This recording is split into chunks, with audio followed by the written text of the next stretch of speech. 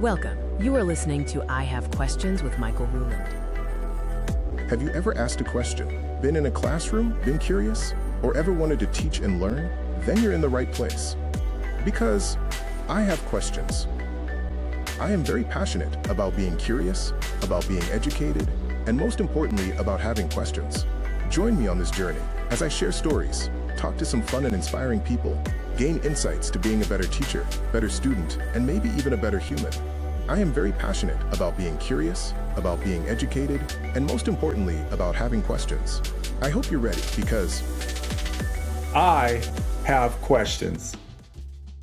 Welcome. I hope you're having a nice day. If not yet, then I hope I can be part of the start of a nice day. Since my new long COVID world, I have changed what makes a nice day, and I am actually glad for that. A nice day for me is waking up, knowing that I deeply care for my family and friends, and that I have the opportunity to share that care with others as well. I think that's why I'm so happy to welcome you to my little corner of the world. So welcome. So, yeah, today I think we will talk about, I grew up in a very small rural farming community in North Dakota. I still have many family and friends that live and work there. Even though I didn't really hesitate to leave, my heart still belongs there in some way. I suppose that is why I have always, been aware of the haves and have-nots in education and wonder if there really is a sweet spot for the size of a school. In today's world, small rural schools are really struggling in many ways to provide everything they can for their communities. And one of those really difficult things is technology. I have no desire to turn this into a technology debate.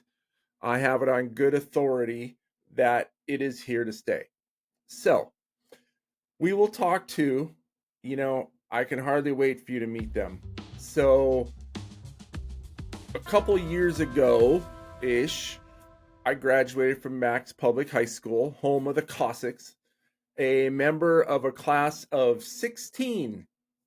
Yuppers, you heard that right. 16 of us. Well, today, that would actually be a pretty large class for Max.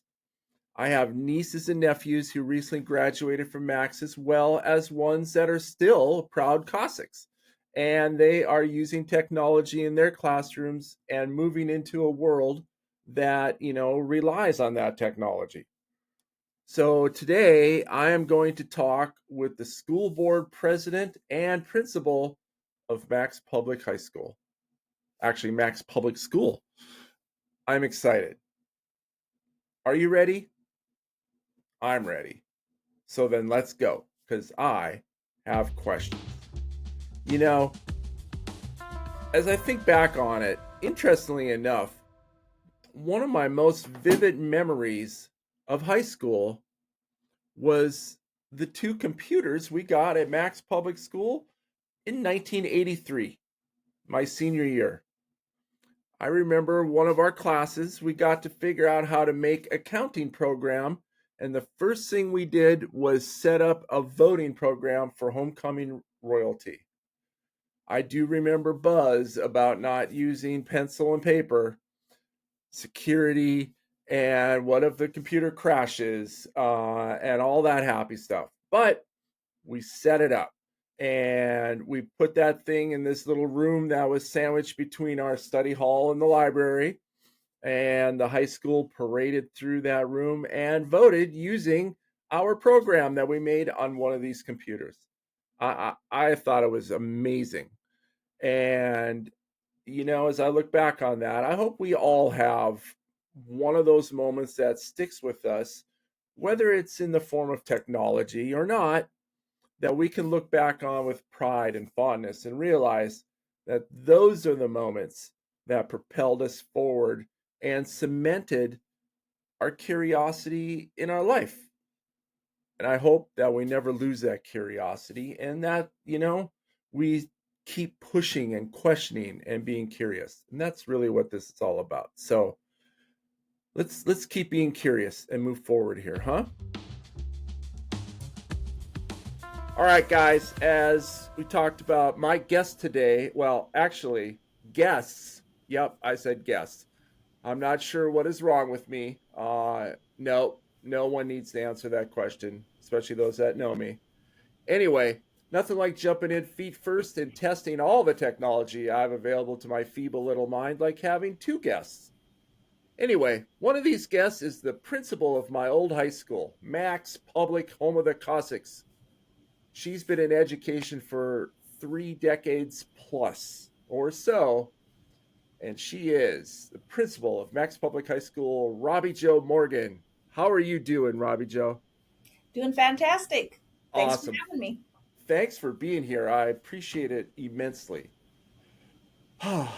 The other guest is the president of the school board. Yes, I got a president involved here of Max Public School.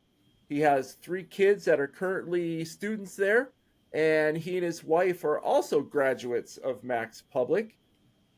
We've had some very interesting conversations over the last few years, and I am more than a little impressed at the learning and questioning he has done as a school board member and president. Welcome to Clarence Ruland. Yep, that is one of my little brothers. Clarence, how are you? Good, bud. How are you doing? I'm good, Clunk. All right, I hope you two are ready As because can be. because I have questions.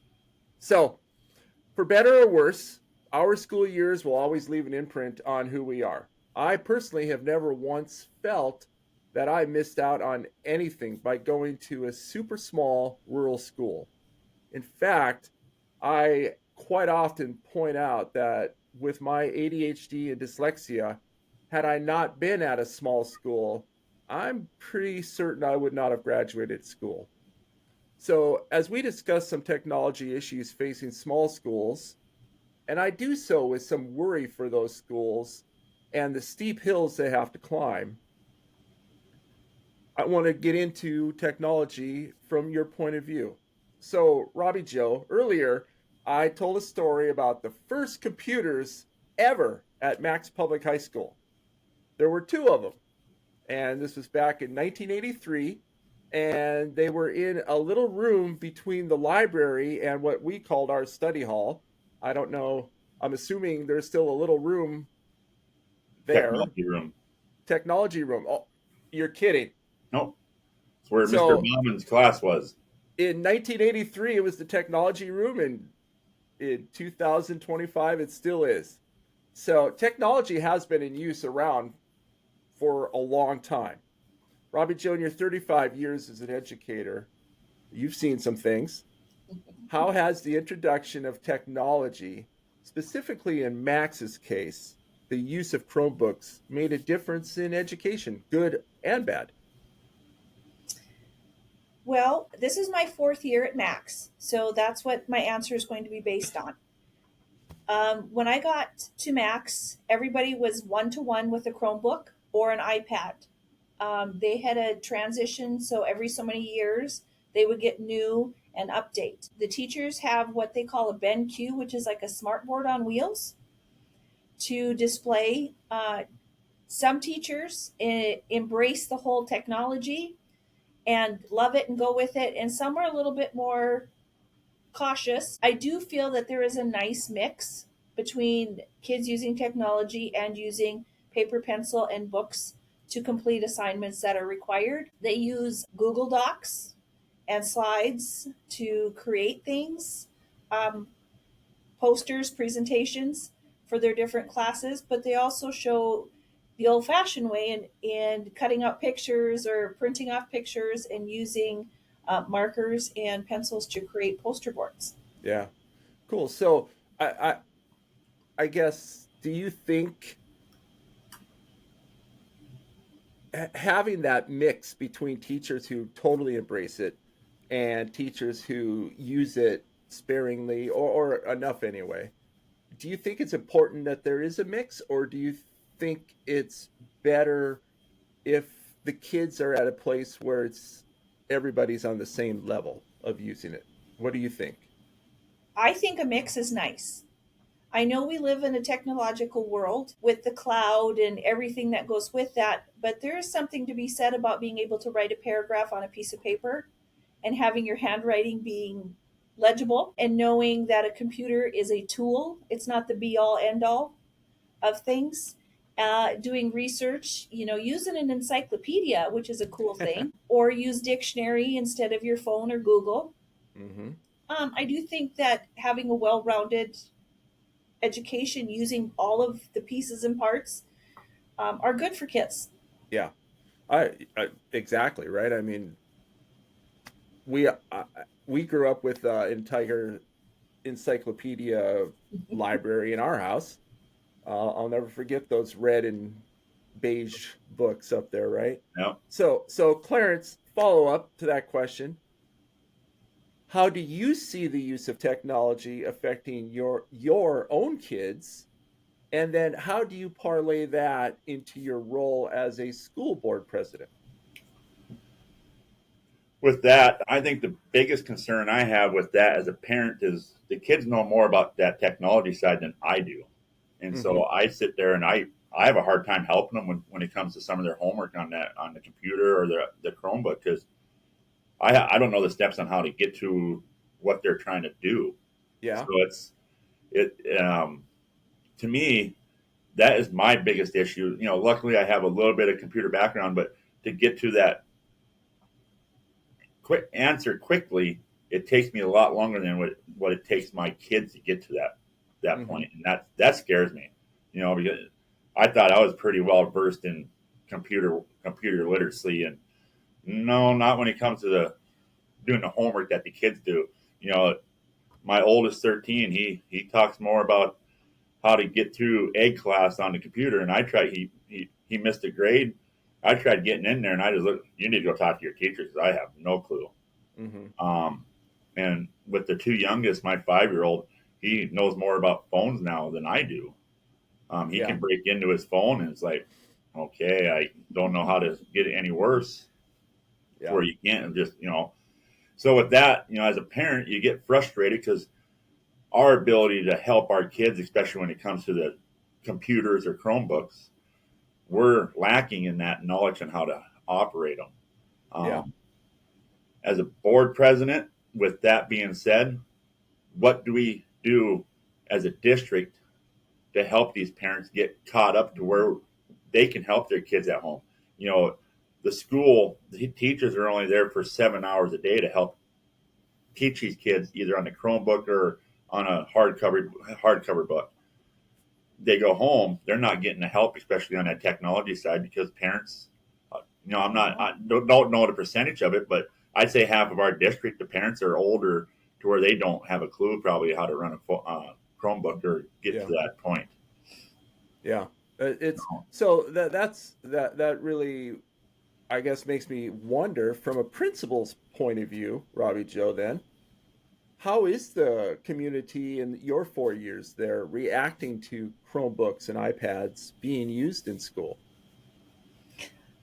There hasn't been anything necessarily brought to my attention from that. We've had some issues, as there would be with anything, kids using um, the tool of the computer to look up things they shouldn't be. Yeah. And we have a program that allows us to, say, lock down some sites or lock down access to Google search to kind of help curb some of that. But the parents have been supportive. But as listening to Clarence here, that never did occur to me because I understand computers, or if I don't, I have somebody in the building that can help me. Yep. But it did not occur to me that parents would struggle with that because community or the computers change all the time. Yep. They get faster and they can do more things. So that's a really good thought there, Clarence. Thank you for bringing that up. No, no, and Yeah. that's what scares me. As we keep moving forward into the generation, it's going to be all computers and parents. I'm 52. I got young kids. I got a lot more years to go with the Hmm. technology improving and increasing. And what can I do to get myself up to that par to help my kids if they have questions instead of okay, forget about it, and fail on something, or not go through with what they have to do. Yeah. And that kind of scares me to a point. But maybe with that, and reverting back to my as a board president, do we have to start having seminars for parents? Show them, hey, this is how we do a Chromebook. Do it at nights. Once every 3 weeks or whatever, to help them get more communicated with what the kids are doing. And I people talk out there, and they're not against it. They're kind of like I am. I'm bullheaded, stuck in my ways. What? But we all know there's a change. Yeah. It just for guys like me, I hate seeing that old school way gone, because if everything's going to rely on technology, we're going to revert back to a certain aspects of labor industries, carpenters, electricians, plumbers, but you got to open your mind up to it, because it's not stopping. And being back here in North Dakota, as you well know, we're 3 steps behind the rest of the country in reality for what we can do to help these kids elevate themselves. You know, if you would probably match the technology side that you have out there to what we have, we're behind the spectrum. I think just talking to a few people, it's just we're way behind that spectrum of where we should be competitively throughout the nation, from Pacific Ocean to the Atlantic Ocean. We're kind of in that lost zone, I guess. Yeah. You know what, Clarence? I think there's some truth to that, but personally speaking, right? I having all of my a ton of nieces and nephews who are still back in the Midwest there, and my kids having grown up out here. I will say to you that I don't think North Dakota is or small schools are far behind. Yeah. It's different, but you're not. I mean, the school district I worked in just started literally 5 or 6 years ago with one-to-one computers and iPads. So Okay. really same time frame, right? Yeah. And going through the same exact problems that you brought up. I mean, parents don't know. It's not as much about technology sometimes as it is about knowing how to navigate it, right? Yeah. And Yeah. so, like you're talking about Wesley having troubles with his ag class and you not knowing how to get to his homework or whatever, right? Yeah. That's not a technology problem. If you really want to be honest Yeah. about it, it's a navigation problem. I mean, that would be no different than Wesley having a folder or a binder with all his work in and leaving the binder in his locker and coming home and you going, I can't help you. I don't know where your work is. And him not saying to you, well, my binder's in my locker. Yeah. Right. So, Yeah. that's maybe a little simplifying it some No, that's from probably a my better point of view. explanation of it. A lot. Yeah. That's in reality, that's a lot better explanation of it. So, You know. which the reason I use that exclamation is it set me up very nicely for Robbie Joe's next question. Yeah. So, so Clarence, you brought up, maybe as a school district, there's some reaching out you can do to parents for parents, which I think is a great idea.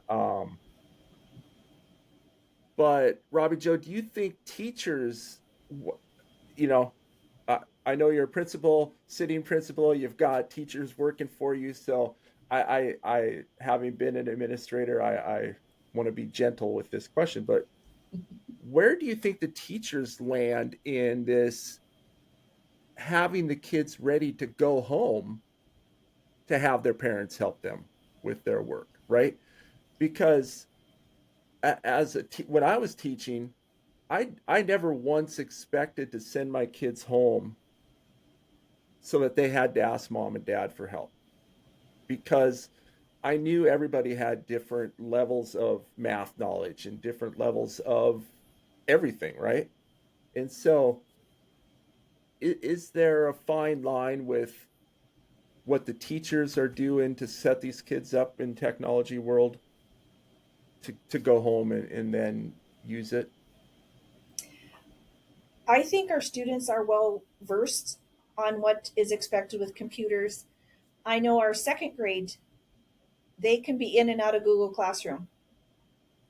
It's just to the extent of how much it's used. So one Yeah. class might use it every day for a certain class or certain aspects, and some might use it maybe once a week or twice a month. Um, but our kids, like, if we have a snow day and called a virtual day, our kids know when they get home how to get on, um, and how to check their grades. Now, Yeah. saying that, they might forget. Yeah. I don't remember how to get into my grades, or I don't remember. And they're like, when he was talking about FFA, they have their own little track on things. i Yeah. i would have no idea where to look or how to get in there. But standard Google Classroom, we use that as a district. Yeah. So kids have been prepped from first grade, second grade, all the way through, to know how to get in there, to access their videos, assignments. Yeah. But I do agree, parents, it's how to access those things. And kids do know, but sometimes, just like in anything, they may accidentally forget, Yep. because it's like, Convenient. Yeah. yes, Conveniently or not conveniently. exactly. I'm done for the day because my Yep, parents don't know how to get to it, and I don't know how to tell them to get to it. yep, And I don't want to tell them how to get yep, to Yeah, yep. yeah, so, yeah. Don't You get, know, I'm not saying that his kid did that, but I've had kids knowing to Yes. do that. yeah. Exactly. So there's yeah, it's as Shrek said, it's an onion. There's It lots of is. layers. Yeah. Cool. All right. So hopefully a little easier, less heavy operation here. So Robbie Joe, thinking back over your life, is there a moment that technology changed your perspective on your own learning? When I was in college, and I'm not going to tell you when because that'll age me quite a bit, um, technology, computers didn't exist for average people at Yep. that time. In a few of my classes, they would give me a hard disk, which was different than the floppies. Yes, I was a floppy disk All right. user. Yep. And we had to pass that around to get from student to student to get papers off of there, to access for an assignment. Um, but I've always been one that wants to try and learn and see what can happen with those things. So my outlook on it was just, let's dive in and see what happens. Mm-hmm. Yeah. But in college and learning some things, we had an AV class, audio visual class. That's how they labeled it many moons ago. Yep. And you learned all the different equipment, but computers were not one. And then you go into the school and they assign you a computer, and you're expected to do some of these things. It's it's a constant battle to keep learning new things when it comes to technology. Yep. It's always been I when I wrote this question, I was thinking about it for me, and believe it or not, mine goes back into the early 70s when our dad had a mobile phone in his pickup. And I mean, this was I don't even remember. I bet it was before the big bright orange red pickup clearance. So that's how long Mhm. ago it was. It, 70, 77, 78. yeah, somewhere in there, right? The And big bag phone. yeah, and he called mom one day from Cole Harbor, and I was with him. And I know it sounds weird. I mean, computers still weren't anything for sure, right? In the mid 70s. And I remember that tweaked my interest in technology. And that sounds weird, but at that time in life, it was just like, holy crap, we're talking to mom who's whatever the heck, 50 miles away. Yeah. And And so I think it's just I've always been intrigued with it since then. So, how about you, Clarence? You can't use the phone one that I just used. No, I don't think you were. well, I Yeah, probably wouldn't remember it anyways you at wouldn't have 5 years remembered old. that. But I think my first real interest was back in Mr. Bauman's class, and we had to write a program to watch that ball ping off the wall. And then I didn't have my first real cell phone until 97, 98. Yeah, So I guess I kind of been left behind, but now I use it every single day on my job here. I where I work at for the rural water district, I use the computer to make self reliance, and no one at the district there could understand that you can do that. It's like you only need one person to run a district serving up to 1,000 people or more, and everything's running not top of the line, no issues. And I see that technology is a fascinating thing, and it's nothing but improvement. It's and I'll restate how I say it's the navigation of getting through that process to understand how to get under, to understanding how technology is going to rule the world. yeah, And might not be in your lifetime, or it could be 40, 50 years from now, but it's going to be everything out there working, and we all have to adapt to that. yeah, Um, Not for ourselves, but for the younger generation, my yeah, kids, and stuff like that. So it's a good deal. It's scary to think about. yeah. You know, Well, you know what? Think of this. I didn't know how to use the damn Dewey Decimal System to save my life, but I could still find a book in the library. yeah, So, yeah, I yep. know that sounds weird. Some So, time for what I call my curious questions. One word answers, maybe two, and here we go. It's like quick shooting. Okay. All right. You want to start, Robbie Joe? You want to be the first? I'll be the guinea pig. Favorite holiday? Christmas. Christmas. Clunky? 4th of July. Shocking. Robbie Joe, place you absolutely need to visit in the next 10 years. Australia. Ooh, nice. Wow, that's Glacier National Park. Hey, one of my favorite places. I've always wanted to go there. You haven't been there? Nope, Oh, God. not. I've been through there on train, but nighttime. Yeah, But that I've doesn't count. never, yeah. That's a goal for mine in the next 5 years to go up there camping with the kids. You have to. It's yeah. All right, sorry. Robbie Joe. Person, past or present, that you want to spend a day with. My dad. Ooh, that was mine too. Even though he drove me nuts. Yeah, yeah. My dad and Uncle Leo. Yeah, That'd be the two right there. nice. All right, Robbie Joe. I was worried about this question until Clarence told me he reads now, so I'm feeling better about it. Favorite book that you have read? It's called Educated. I can't remember the author offhand. So good.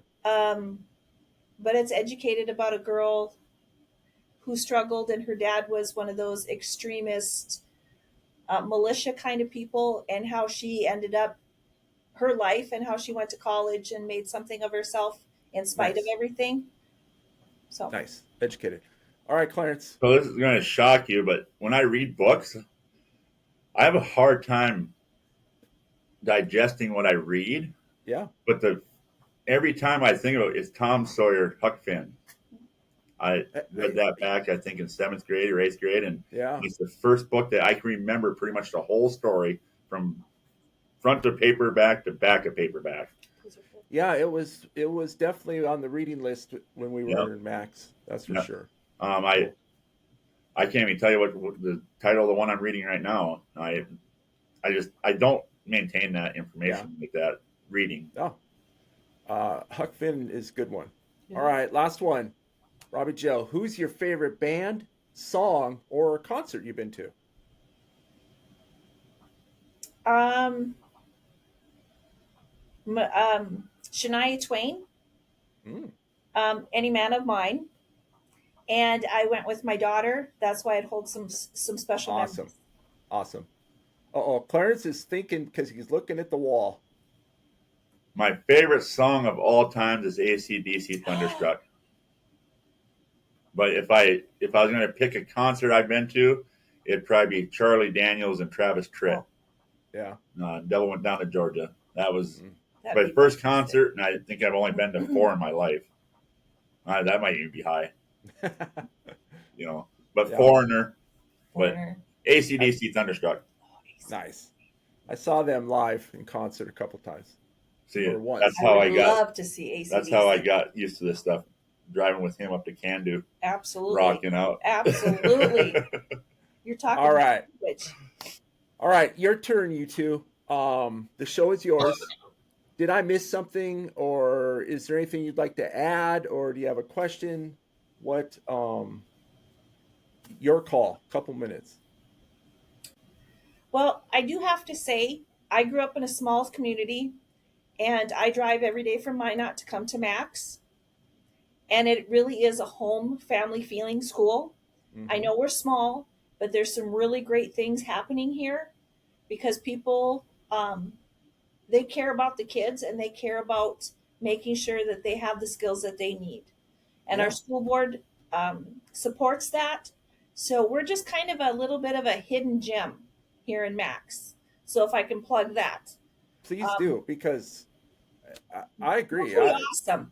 Yeah, and I tell people all the time that I don't think the size of the schools matter. No. It's what comes out of it, because you know we have a niece who graduated college early, wants to go to med school.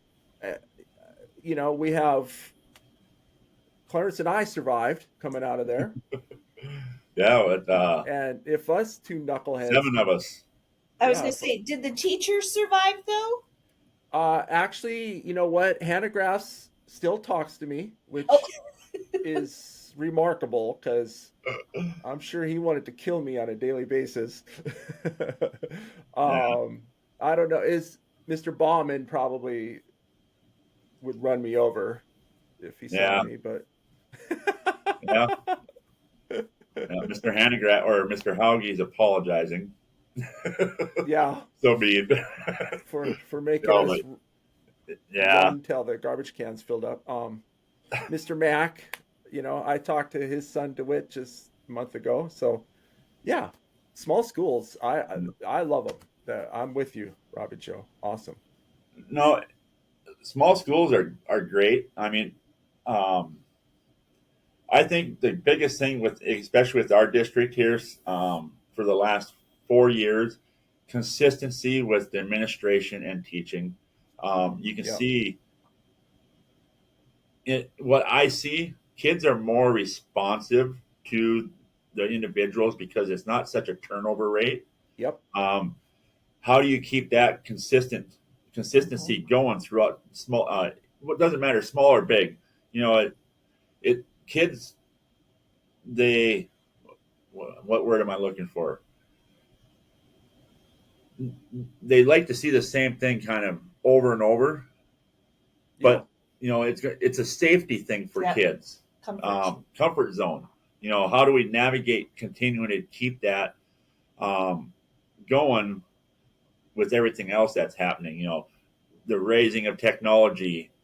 Teacher retention. Yeah, it's Oh, that's what I think is hard. It's a hard thing to try to juggle and keep it accurate with yeah.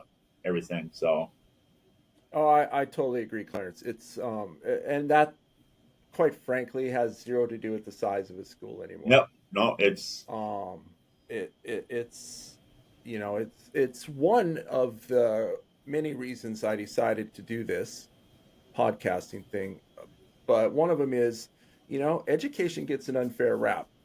And I you know, Clarence, you know, I've put in 20 plus years in towards the tail end of my life in education, and if it wasn't for getting sick, I'd still be doing it, and probably till the day I died. From a Um, guy that never thought he'd be in education. well, a guy that probably shouldn't have been in Well, education. but exactly, Mike. But I've seen where you've come from. Being in the other brother, but you were someone I looked up to when I was around. You busted your butt in the construction industry, and then now look where you're at. And I'm beyond words, very proud of you for what you've done.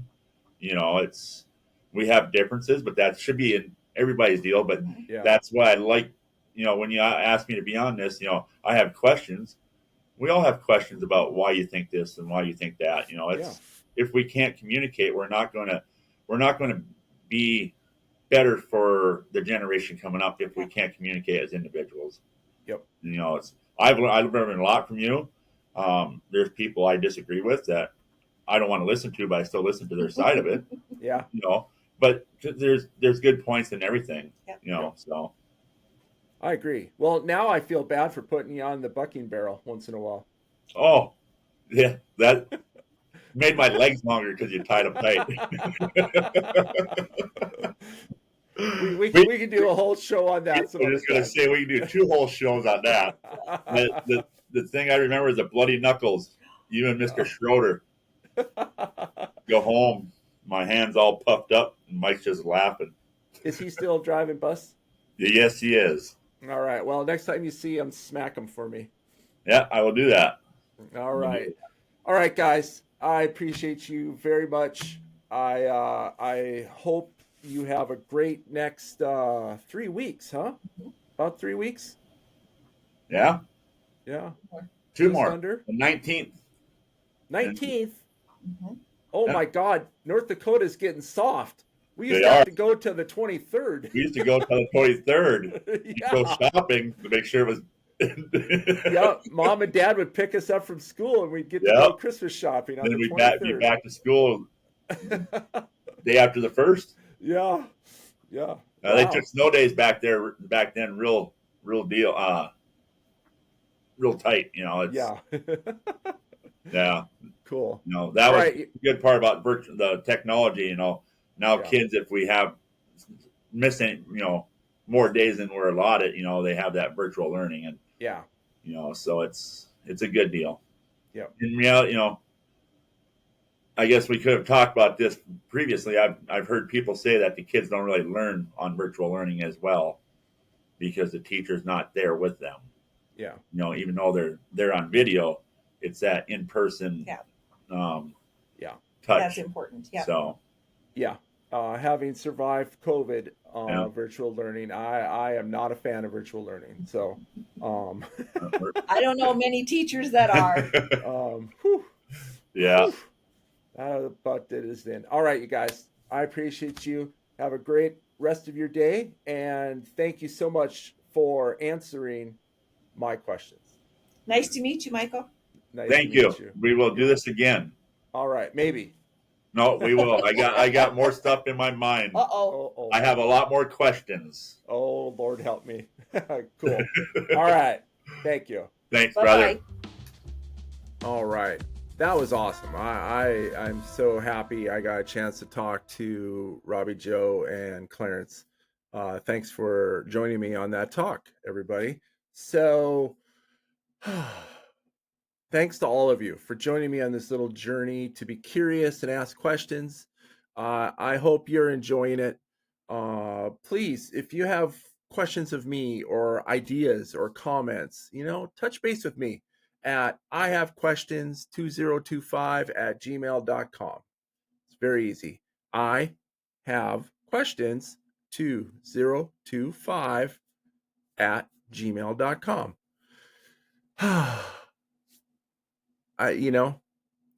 I hope that this does something for you that gives you a break from your daily grind, or maybe encourages you to look up things, whatever it is. As you're finding that encouragement, I'm wondering if I could beg of you to, hit subscribe on that YouTube channel, or, like on Spotify or Apple, whichever. And if you do, send me off to a friend and ask them to subscribe and listen up. So, that would be awesome. Lots of ums there. All right. I hope to talk to you again next week. I hope you have a great week. I hope you get curious. I hope you're very kind. And most important, I hope you have questions. Thanks. Hey, P.S. Prior to talking with Robbie, Joe, and Clarence, I decided I better do a little research on the old hometown, Max, North Dakota. And, like most towns in North Dakota, it was originally established as a place for the railroads to stop and get water. So as I was reading up on that, I, got a little distracted and started reading about steam engines and trains. And pretty soon I found an Amtrak route that would take me to the white sand beaches of Miami, Florida. Sounded relaxing, And as I was thinking about those white sand beaches, I was like, where does white sand come from? And so, most of those places in Hawaii and the Bahamas and Florida and those wonderful beach places we like to go to down south. Well, I'm like, where does that sand come from? Have you ever heard about a parrotfish? Like a parrotfish, like a birdfish? I don't know. Anyway, parrotfish. They're a species that are vital to coral reefs because they actually clean the reefs of the algae that can kill it, and they keep the reef itself fresh and allows it to reproduce. Well, how do parrotfish do that, you ask? Well, I asked. I hope you asked. Parrotfish eat the algae by actually biting off some of the reef itself. Yep, the actual reef, the rock-hard reef. So parrotfish happen to have the strongest teeth in all animals, apparently.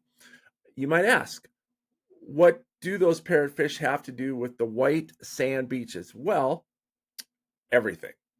Those chunks of reef the parrotfish bite off get processed and ground down into little grains of sand. And the parrotfish, let's just keep it PG, I guess. The parrotfish poo out the grains of sand. So, tiny grains of sand, big beaches. How much sand can one parrotfish poo? Ready? Over 1,000 pounds per year. And then those little grains of sand get washed to the nearest body of land and become, that white sandy beach. So, whether you are a big school with 1,000 students in your grade or a small school with 9 students in your grade, it doesn't really matter. Keep chomping on that reef, keep producing those sand particles, and you will make a lovely white beach sand everybody will go to. Just keep being curious, keep learning, keep being educated, and you know what? Keep asking those questions. Peace, love, R.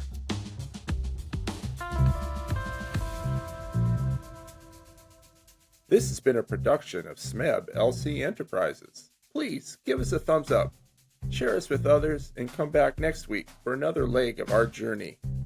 Thank you for spending some of your valuable time and energy with us today.